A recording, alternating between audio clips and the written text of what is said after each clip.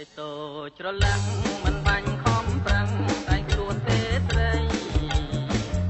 ពេលតូចច្រឡឹងមិនបាញ់ខំប្រឹងតែខ្លួនទេស្រីប្រដូចរូបអូនមិនខ្វះទេប្តី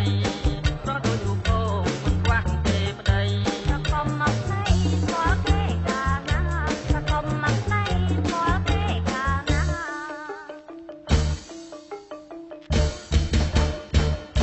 ស្គាល់មិនស្គាល់ខ្ញុំមានប៉ះពាល់